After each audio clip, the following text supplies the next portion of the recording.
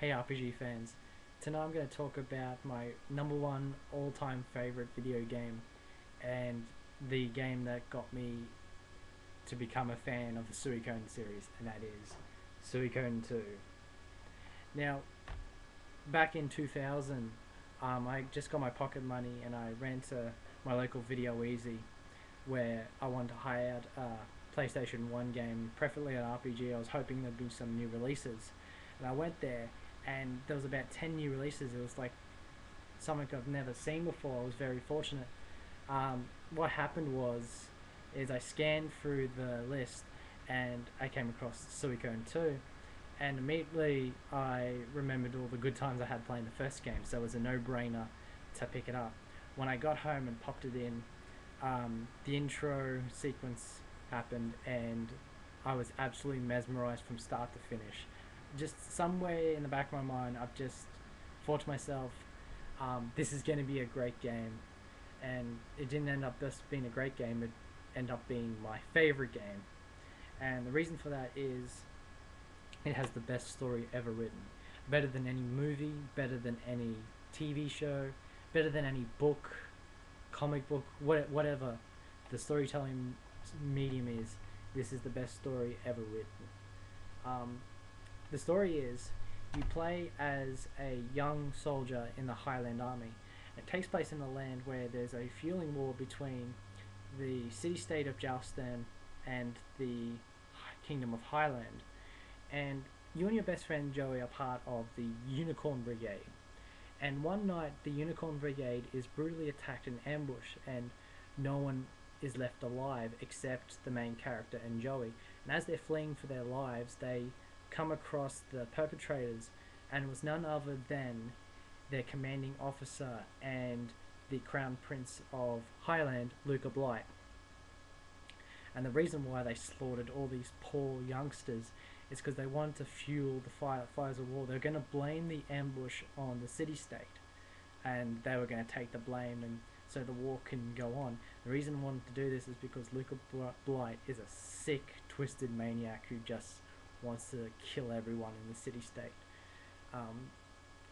And they find out that the main character and Joey overheard their conversation, so basically they take off after them. Basically, Joey and the main character dive into a river and they both get separated. And from there on out, the Highland Army, to keep whatever happened, or keep the events of that night a secret, they branded them as traitors and they've become on the run. And the main character gets washed ashore and they get picked up by a mercenary group led by characters from the first game. I'm not going to say who because that would spoil anyone who hasn't played the first game yet. And later on, some things happen. I won't get into it, but he gets reunited with Joey, and they have plans to basically run from the mercenary group and run back to their hometown.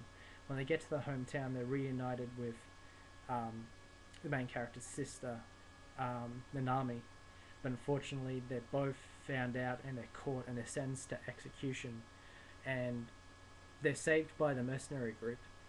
But when they go back to plan what to do, Luca Blight and his army sweeps the east side of the continent where the mercenary group is. He destroys all the towns and he destroys the mercenary group. There's a scene in Suikoden 2 that's still haunting and chilling to the bone, and that is one of the towns that's just been set to fire.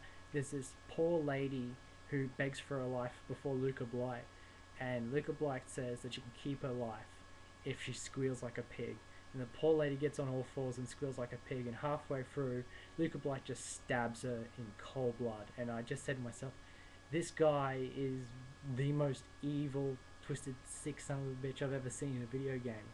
He seriously, Sephiroth is just a timid schoolyard bully compared to Luca Blight. He really is evil incarnate.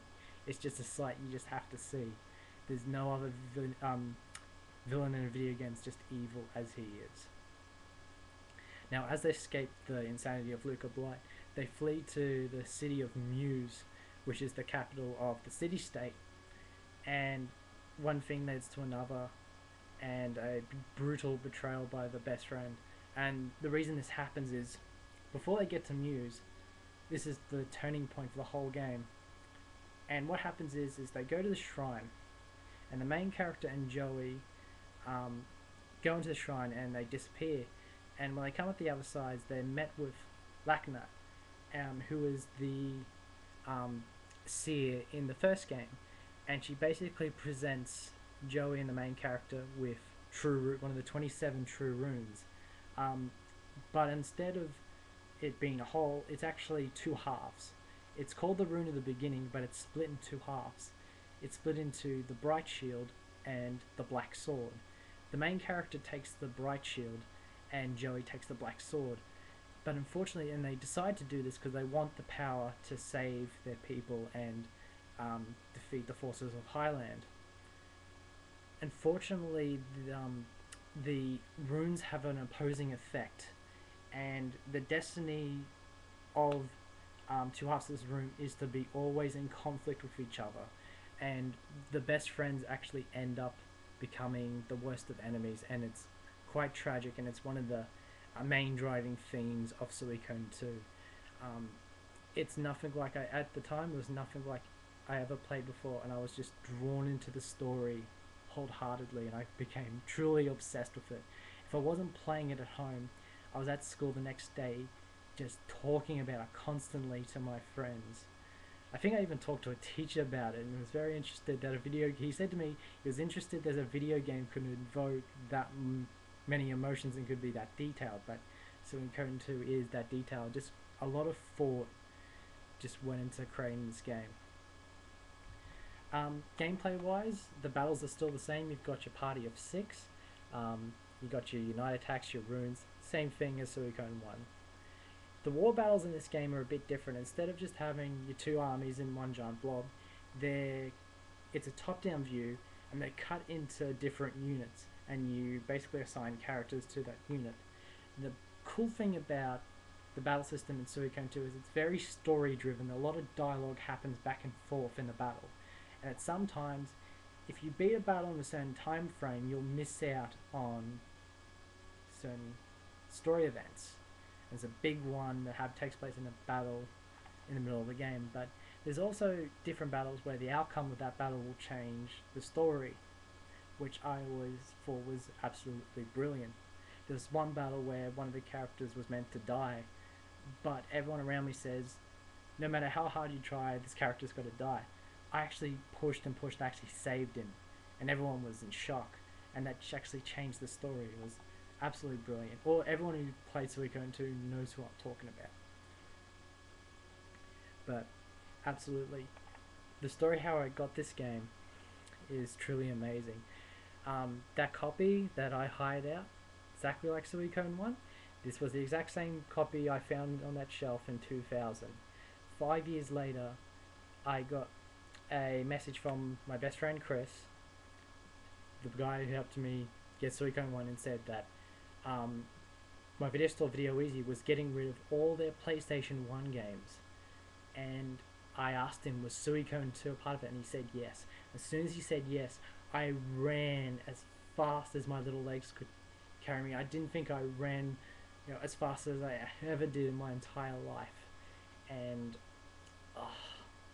when I purchased this, I feel like Link when he procures the Iron and the Legend of Zelda.